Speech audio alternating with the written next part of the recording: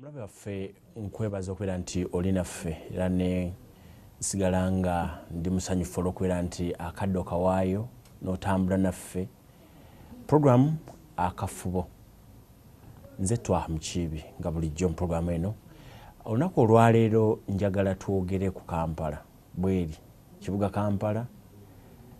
Enkuba yeeyongedde okutonnya, ate enkuba buli lwe yeeyongera okutonnya ekinaddirira mu Kampala munaakitegeera.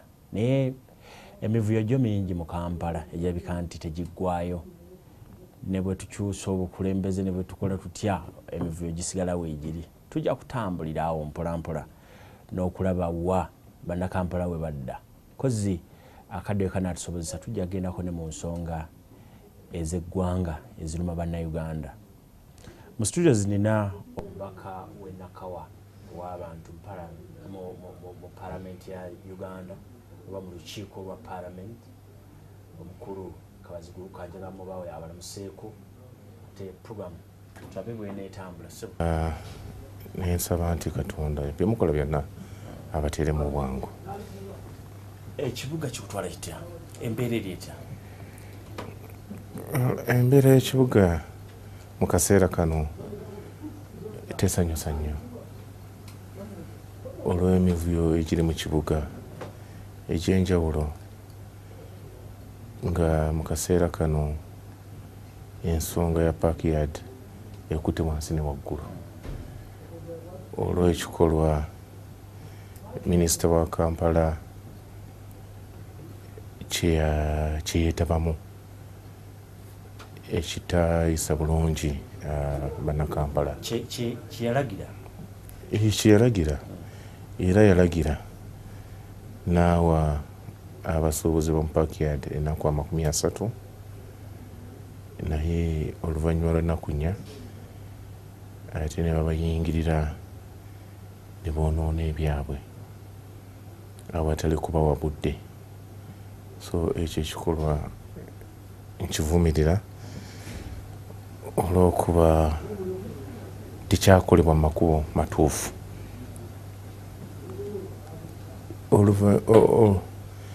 Minisita Betty Kamya yawandiikira Executive Director wa KCCA omukyala Jennifer Musisi n'amusaba aweereze gye bayita status report, embeera bw'eyimiridde ku Parkyard. Ebbaluwa eyo omuloodi Elias Lukwago yafunako kopi era ensonga eyo n'agireeta mu kanso. Ntuula mu kanso ng'omubaka wa palamenti mu Kampala, ntuulayo nga ex official. So kanso eyo nagirimu ebbaluwa, Executive Director n'agitwanjulira era ne tukkaanya nti akole ripoota eyo mu bwangu ddala agireete mu kanso tugidibeetinge tulyoke tusalewo ekyokukolebwa, position eyo tugiweereze minisita. Naye waayita ennaku ntono nnyo minisita eyakasaba report ate n'afulumya ebbaluwa endala ng'ebawa ennaku 30 nga naye report tenaba kufuluma.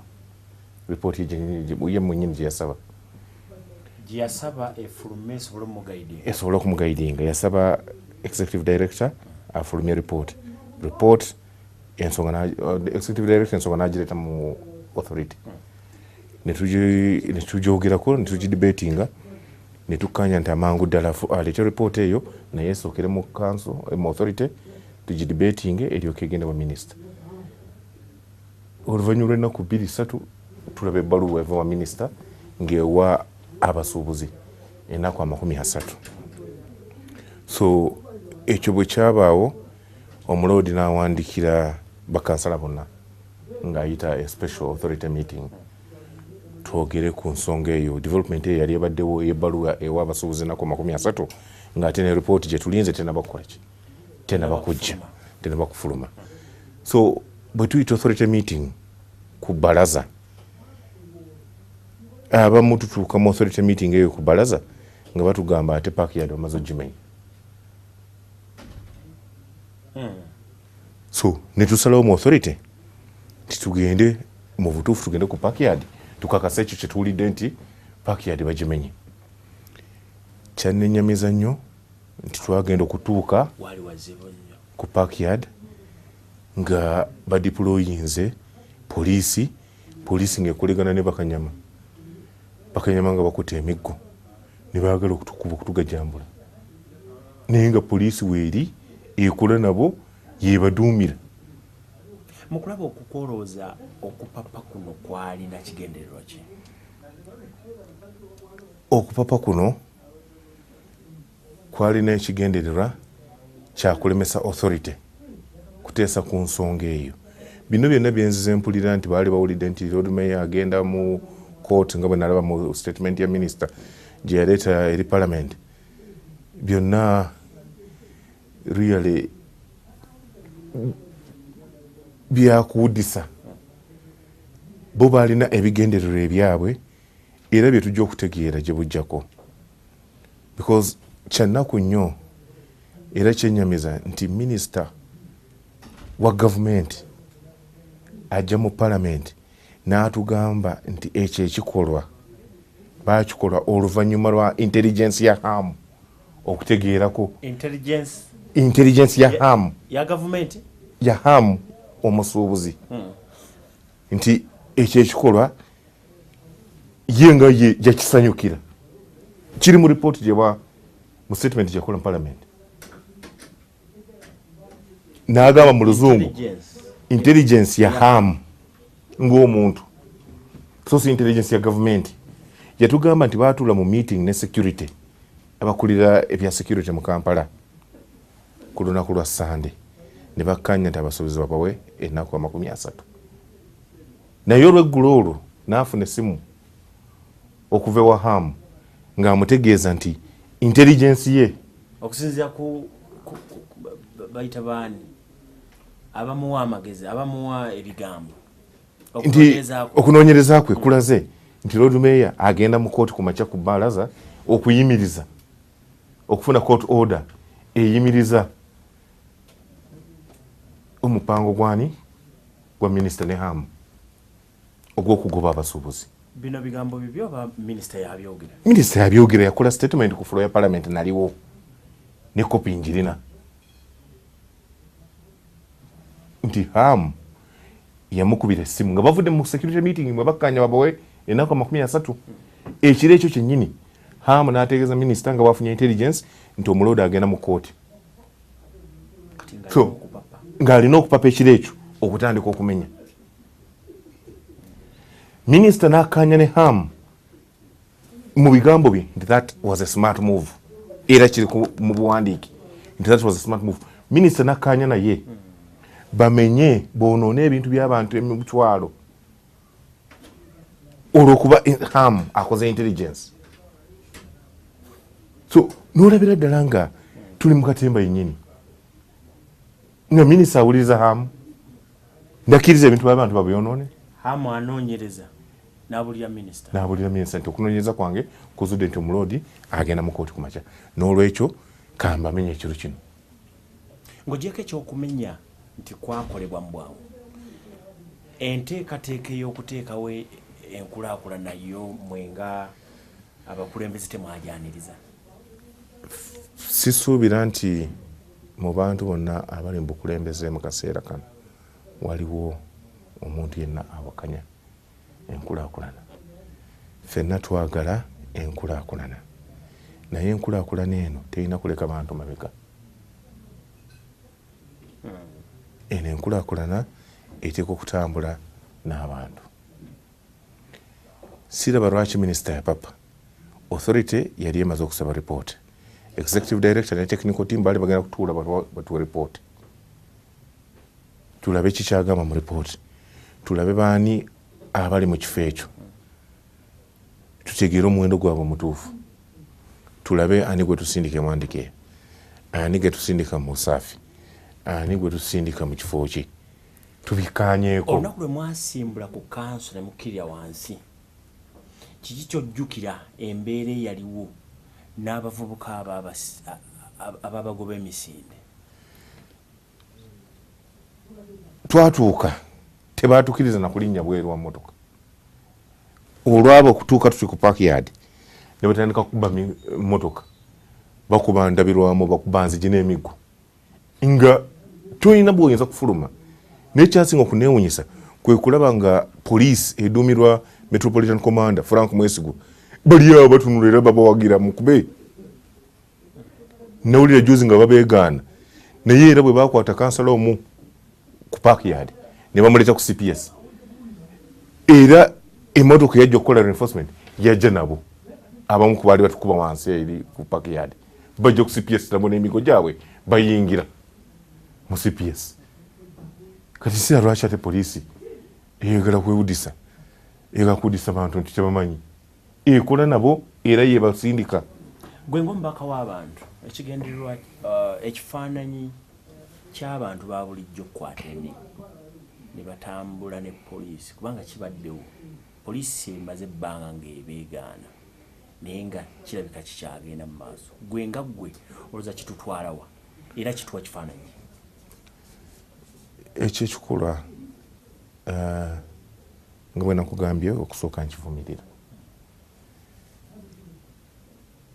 naye era njagala kusaba gavumenti nti mu kaseera kano ebikolwa ng'ebyo ebirwanyise mu buli ngeri yonna olw'okuba bweba tebirwanyisizza ebanga etugamba nti naffe abanaasobola okukwata emigo tukole ki tugikwate ate nga tusobolera ddala okukola ki okukwata emigo naye ekiyinza okuddiya tekiba kirungi omulabi waffe owa programu akafubo gwe naye mu studios ye mubaka w'abantu b'enakawa omukulu kabaziguluka nze twaha mukiibi njagala kukutwalako ku kanso era nga bw'otandikidde ku kanso ogambe tulamu nga ex official bayisa ekiragiro ndaga nti batwala ne balagira munnamateeka waabwe bakwate minisita wa Kampala kanso eragira minisita waayo basitukira mu minisita waabwe bamutwala mu kkooti njagala onkubirewo tokyawo olaba gyekiri kikola ono yeetaaga kutwala mu kkooti bamusobola batwala ye nga ye oba batwala kifo ye kubanga alabika bino yabikolanga minisita bino waliwo okuwabula okumalawo ensonga eno nga bwe nkugambye kanso yali ekyagikolako minisita ye mwennyini yawandiikira executive director namusaba report nga report tenaba kujja n'awandiika ebbaluwa nga bwenaku 30 awandiisa ebbaluwa oluvannyuma lw'ennaku 4 bwonoonya ebintu by'abantu ekyo kikulaga nti minisita ekikolwa ekyo yakikolanga ye ng'omuntu because tewali ena indication eraga nti eno position yali ya cabinet kuba ne beyalagira mu abakola emirimu egiri official baali tebanaba muwa report bo bennyini ne ku makyoko ku Monday twalina authority meeting nkugambye twava mu authority meeting nga tugenda ku parkyard mu authority meeting executive director yatukakasa n'atugamba nti ekigenda mu maaso wansi talina kyakola ki kyakimanyiiko nabwe kibaguddeko bugwinga bwe kituguddeko kati weebuuza authority bweba tekimanyi the executive nga tekimanyi ani akimanyi minisita bwe yayogera ne hamu nti bamenye minisita yamuwa holding permit yamuwa permit emukkiriza okumenya permit emukkiriza okumenya egabibwa executive planning unit yaki ya KCCA permit emukkiriza okusako amabaati holding permit emuweebwani bajja mu authority nebagamba ffe tetulina kyetukola ki tebali kyetukimanyiiko okusinziira ku mateeka nga balina otambula KCCA ekulemberwa Jennifer ekiwayi kyekirina okugaba be balina okuwa permit ekukkiriza okumenya si minisita so si minisita era be balina okuwa permit ekukkiriza okucordoning off ekifo okukisibako amabaati era pemiti egabibwaki bajja mu authority ne batukakasa nti tebalina kibamanyi ku kikolwa ekyo nga bwe nkugambye yali simu ya hamu egende wa minisita okumutegeeza intelligence nga bweraze nti ne bakkiriziganya bamenye ekyo kiro mu bumenyi bw'amateeka. So minisita nakkiriziganya n'ekikolwa ekimenya amateeka. So ekyo ekikolwa kyali kya minisita ng'omuntu era obumenyi bw'amateeka obwakolebwa wansi awo minisita yavunaanyizibwako. Kati mutwala minisita mutwala Betikame temutwala minisita mutwala Betikame. Well eyo ensonga ya authority soogerera authority nkugambye ntuulayo nga ki ex officio. Ezimu ku nsonga ezasalibwawo endala gye njaga twogereko baawe ennaku nti ekibaati kijjibweko ne kati essaawa eno emirimu gigenda mu maaso. Olowooza bino byonna bye mwayisa oba kanso bye yayisa tebigenda kunafuya kanso kulaga nti terina kyekola terina kyesobola kubanga yalagira nti ekibaati kijjibweko mu bwangu emirimu gigenda mu maaso n'okukolebwa. Kituufu emirimu gigenda mu maaso era nga bwe nkugambye minisita yakulembedde mu kumenya amateeka era kyagezako okukola kati kwe kunafuya ki kwe kunafuya kanso naye bano abantu balondebwa bantu they are representatives of the people balina obuyinza obuva mu bantu. So minisita y'okulowooza nti ayinza okunafuya kanso ekyamala kiseera ebyo byamala biseera kiyinza obutakolebwa leero bayinza obutayimira leero naye abakulembeze b'abantu bana basazeewo nti in the interest y'abantu b'e Kampala guno omulimu gulina okuyimira nga bwe nkugambye ebisaanyizo byonna tebabirina. Minisita bw'abalaba nti ye alina obuyinza obwenkomeredde asobola okukola kyonna kyayagala waddemu okweyongerayo bwatyo naye ng'authority tujja kuddamu tutuule tubuuze ba technical betwalagira okukola ABCD omulimu gwe twabalagira mu gutuusizaawa batuwe report tulyoke tulabe kyekiddako. Njaga tugende tuwummulemu katono naye bwe tukomawo twakulabye nga ozifungizza oli mu Lufula ositukiddemu waliwo n'ababaka abaasitusa okugenda mu Lufula twagala okumanya ensonga z'abantu abo wawe zituuse kubanga kibadde ekiseera kiwanvu nnyo naye ndowooza Parliament wesitukidde wanaabeerawo ekikolebwawo. Katusooke tukomekayo mu kuwummulamu tukyagira maaso ne programu yaffe Akafubo. Nze Twaha Mukiibi mu studios nina omubaka w'abantu b'e Nakawa Kabaziguruka era nga ekitundu ekisooka kyo kiwedde tugenda mu kitundu ekyokubiri. Njagala tugende ku nsonga ya Lufula naye nga tetunagenda ku Lufula ogenze n'ogaa nti yakola intelligence n'akubira minisita akasimu naye omuntu asigala yeebuuza minisita bw'aba akola decision asigala nga azikolera ku buli muntu yenna amuwadde information. Amateeka alina kukola atya? Nakugambye nti decision eno ebyakolebwa byonna biraga nti kyali kya muntu omu byali bya muntu omu Betikame so si cabinet position because Betikame waaga nti eri cabinet position ey'okuwaba n'abantu ennaku 30 n'atuula n'abakulira security mu Kampala ku Sunday ne bakkiriziganya nti bawe abasuubuzi bano ennaku 30 oluvannyuma n'afuna essimu okuva ewa hamu ng'emutegeeza nti intelligence ye eraze nti omuloodi agenda mu kooti. Sisuubira nti Betty yalina obudde obukonveninga cabinet meeting baddemu batunule mu nsonga bakkirize hamu okukola ki okumenya. Gwe ng'omubaka okusinziira ku kutunuulira ku ebintu bino abamu ebigambo bibiri bye byogerwa abamu baga nti minisita yakikola mu mutima mubi kufiiriza abantu aba bagamba nti waaliwo ssente. Gwe kikyomanyi kyoyinza okugamba abantu? Well,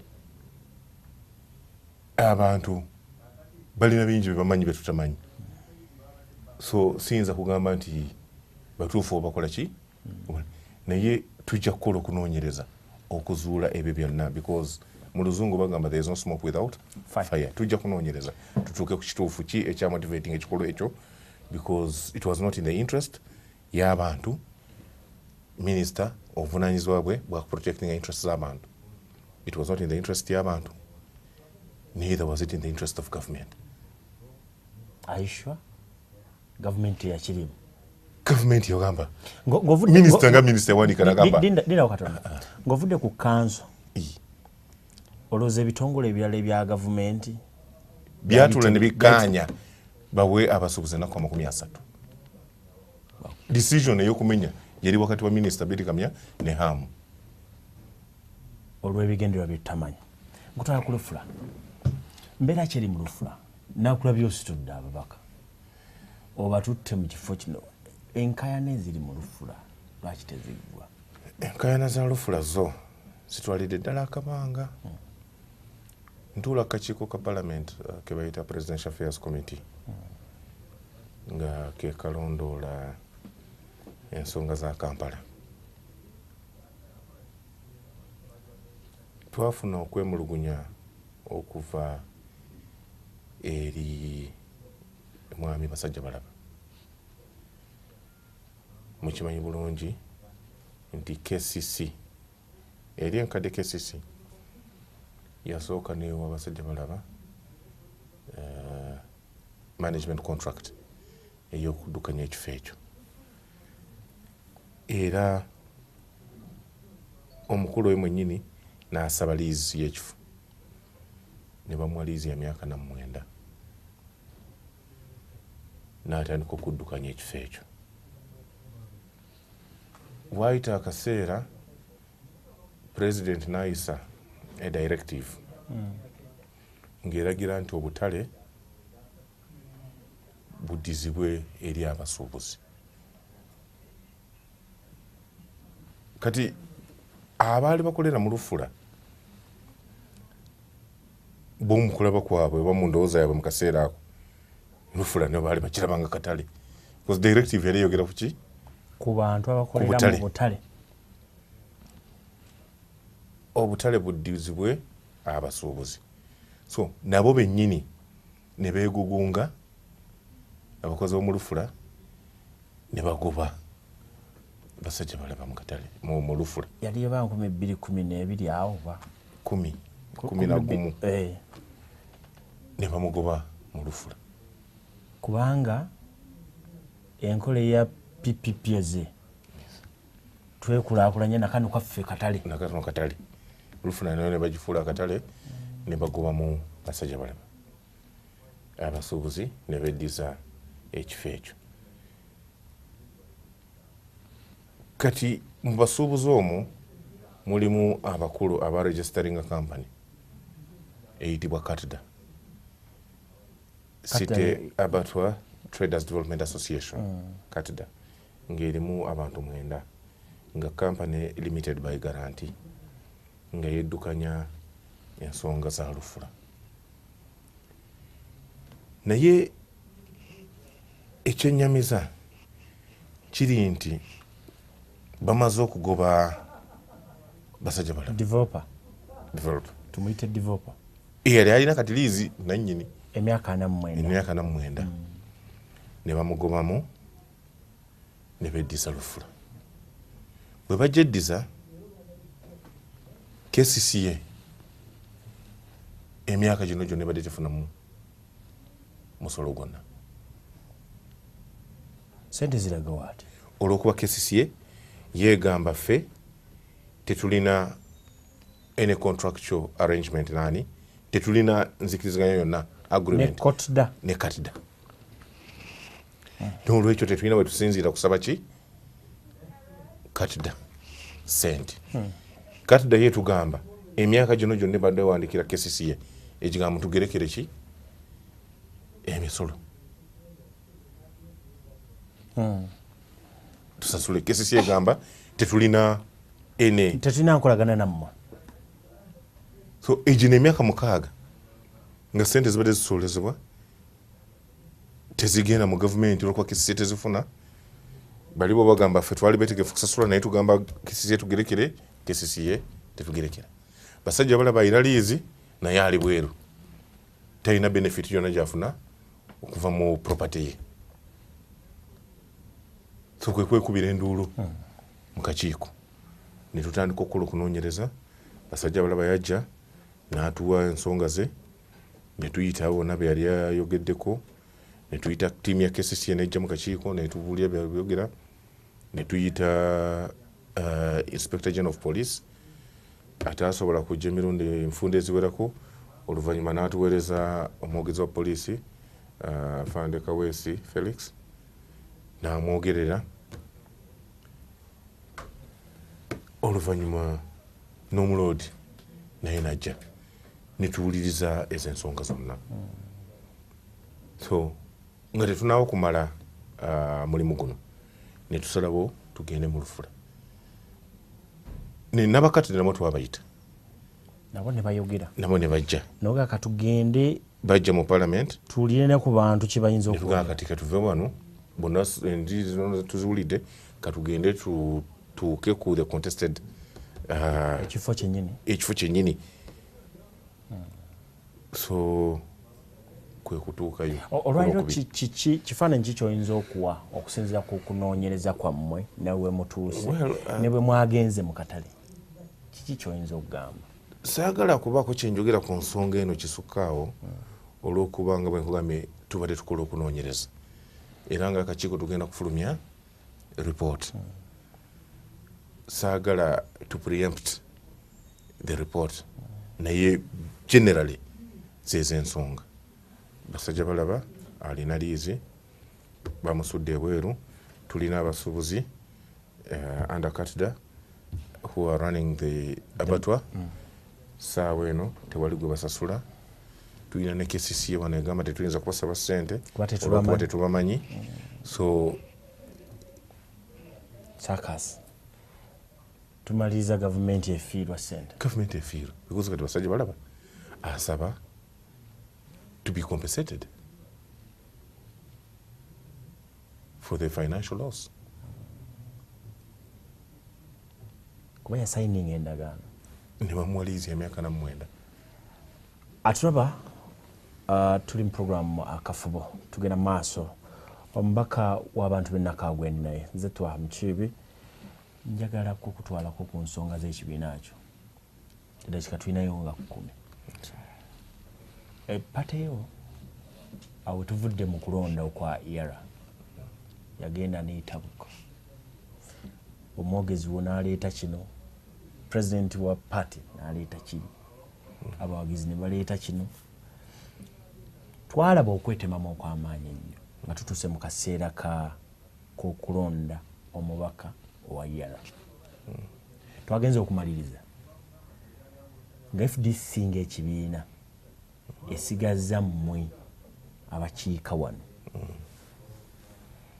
ebweru nga kigaanye amaanyi mukyalina oba mwaweddewo era okwetematema kuno kukomawo ekyamaanyi kyo kyenja okusookerako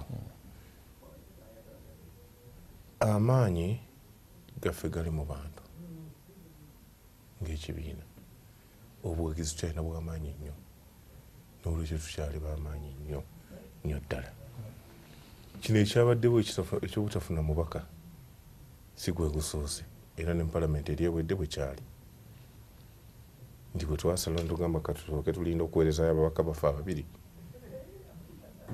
NRM tugisuuza ekifo bino ebibiina ebirala byonna bigabane ate ebyo byannyini byatuyitema bigane bikola ki ebitulyamu olukwe so n'omulundi guno mbadde sikisuubira kuba kyanjawulo oba mujjukira bulungi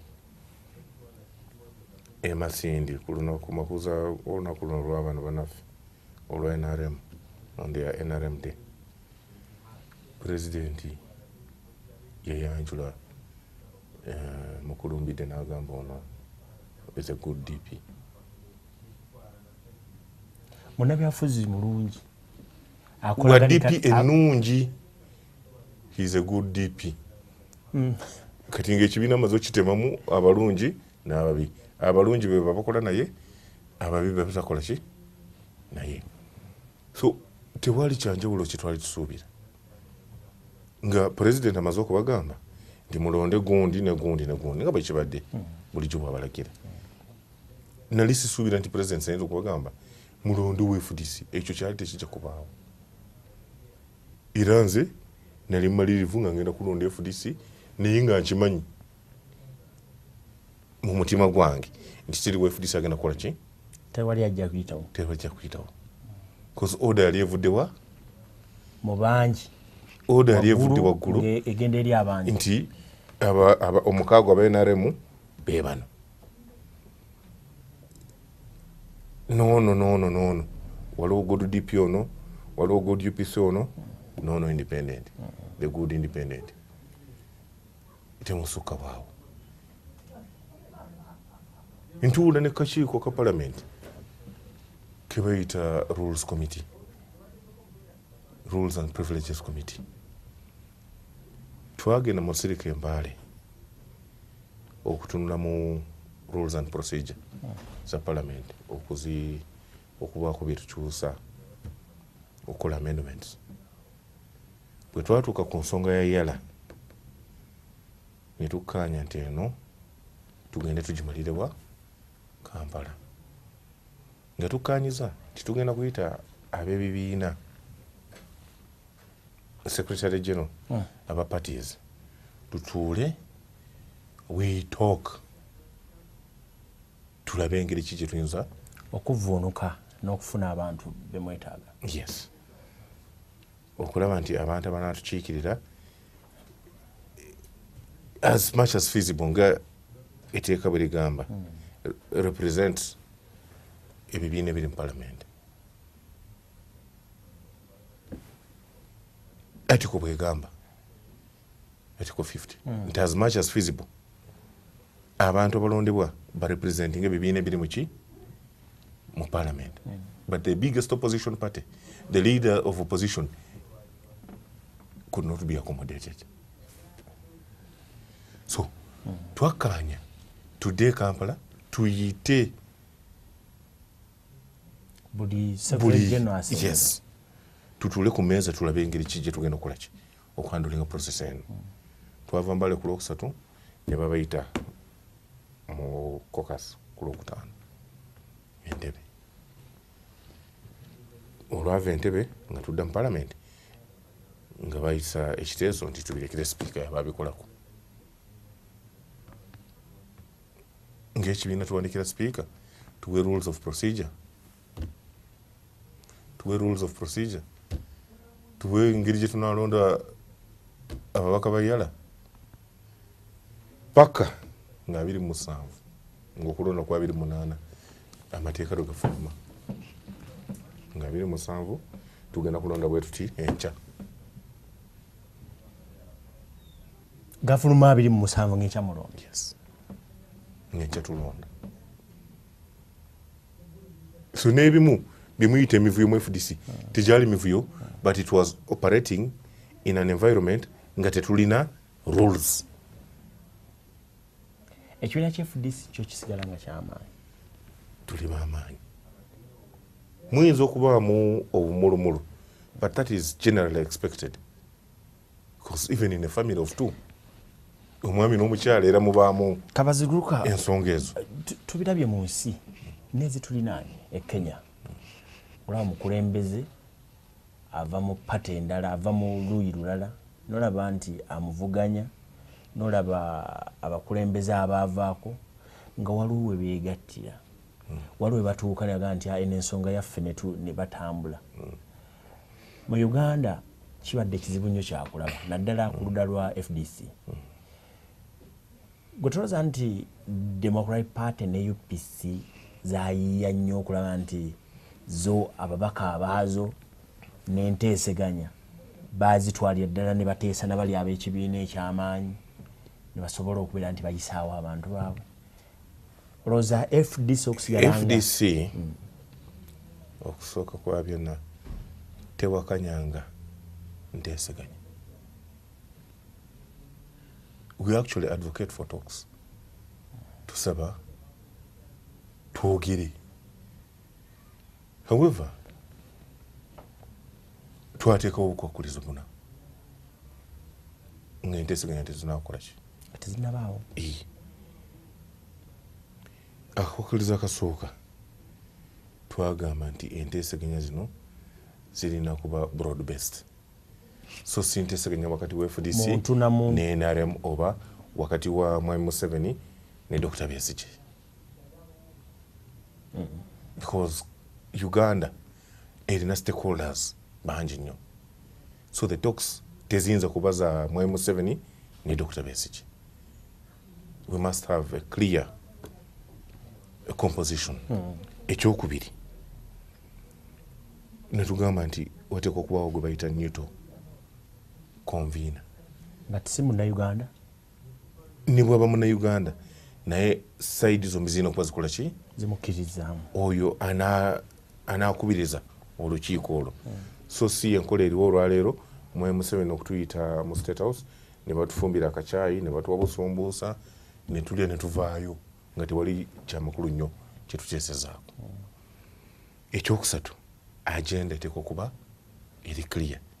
Titugenda kwogera ku nsonga eno n'eno eziruma abannansi, ensonga ezijja okutwala eggwanga lyaffe mu maaso. Ekyokuna ne tugamba nti tuteekwa kuba tulina garanta. Egaranta y'oyo either omuntu oba ekibiina ekinaalaba nti byonna bye tunatukanyizaako bijja kuteekebwa mu nkola, so si kubikanyako ne tubireka ku lupapula. Tuteekwa kuba ne garanta. Mu nkola eno muba temuteesa na Mwami Museveni? Tuba tuteesa ne bannaffe, Bannayuganda bannaffe. Mwami Museveni is a stakeholder, ne NRM, Dr. Besigye can come with FDC, the religious leaders nabo batuule, cultural leaders may be represented, all interests, civil society, n'abalala bonna, because we have different stakeholders mu ggwanga muno. So sigamba nti tuwakanya ekyanteeseganya, but you know talks zirina okuba principled, ate nga n'oludda luli lwagala kwogera. Naye bw'aba akyagamba nti I will never give power to these Gine Misigi, ng'agamba abakulembeze swine, ayogera byonna bino, olabira ddala nga environment y'okwogera teriiwo. So the president, the incumbent, should be magnanimous nga banne bwe bakola. Uhuru n'agamba bwana gundi kyangu, naye gwe bw'osinzirawo n'ogamba ejo Misege. How do you expect us to come on a table? Okuteeseganya okugeza President tumulabye agenze mu party ez'enjawulo, naddala Democratic Party, aggyeyo abantu abaalaba nti be banaasobola okukola nabo n'abawa ebifo. Ekyo si kye kigendererwa kyammwe. Bw'atununamu FDC n'asikayo abantu abatakoze bulungi, olowooza ekintu ky'okuteeseganya ye takitandiseeko, si kye kigendererwa kyammwe. Ekyo aba akikola kunafuya ebiina. At the end of the day, President Museveni, ekyammwe mugoba ki? President Museveni bw'aba ayagala kukola n'ebibiina, unfortunately kati mu ggwanga muno tulina a winner takes it all arrangement. Ng'ekibiina ekiwangula kyaddembe okukola ki? Bye kyagala ne bireeta abantu. Naye singa ebadde enkola ya coalition government, President Museveni yandyogedde n'omukulembeze w'ekibiina ekya DP, ekya FDC, ekya UPC, n'atuyita ku meeza n'agamba ndi mwetegefu kukola nammwe. Njagala kukola nammwe wano na wano. So si kusinziira entebe n'agamba Nakiwala muwadde bwa minisita ono eyankubidde akasimu, gundi muwadde kino. Awo oba tokola na bibiina, oba okolagana n'abantu, oba onafuya kibiina. Omulabe waffe owa programu Akafuuyo Dakiika zirabika nti ziweddeyo. Njagala sebo ebigambo by'osembyayo. Twogedde bingi, ebigambo by'osembyayo. Well, ebigambo byange by'okusembayo bya kwebaza abatulaba n'abatuwuliriza n'okwebaza abalonzi bange b'Nakawa abanzisaamu obwesige ne bannonda ng'omubaka waabwe era nnyongera okubakakasa nti ndi mwetegefu okubakiikirira n'okwanjula ensonga ezituluma nga b'Nakawa. Okyatambulira ku mulamwa bweweerabamu abantu kye baakutuma kyotambulirako? Sinnaba kuva ku mulamwa era sijja kuva ku mulamwa. Ensonga nazirambika bulungi mu campaign era nja kuzituukiriza. Nakawa katono nga tumaliriza, Nakawa tali mu myala, tugenda mu biseera bya nkuba. Ekiri mbeera ki wewe gitali ebya Kampala bizibu naye the technical team ya KCCA egezaako naddala abakulu abali mu drainage era nkoze bulungi nabo, they respond. Tukoze emyala muno mu Nakawa era tukyagikolera ddala. Waliwo omwalo ogubadde omubi wali Kasokoso okugattaka Nakawa ne Kasokoso. Nakwatagana n'abakulu mu KCCA ab'omu drainage, engineer Justus ne team ya engineer Hassan ne Peter n'abalala, omwala ne gukolebwa ne kati abantu bayita obulungi. N'emyala emirala tugirambudde abakulu abo bakola. Yongera osuubiza abantu nti negye tanatuuka tujja. Era nga bwe nkugambye nkolegana bulungi ne ttiimu ya KCCA n'emyala gye tunakolako n'ebirala nabyo tugenda kubitereeza. Sebo webale kujja. Omulabi waffe wa programu Akafubo, omubaka w'abantu b'Nakawa gwe tubadde naye olunaku olwaleero, Michael Bakaziguluka. Nze Twaha Mukiibi, musula bulungi Katonda.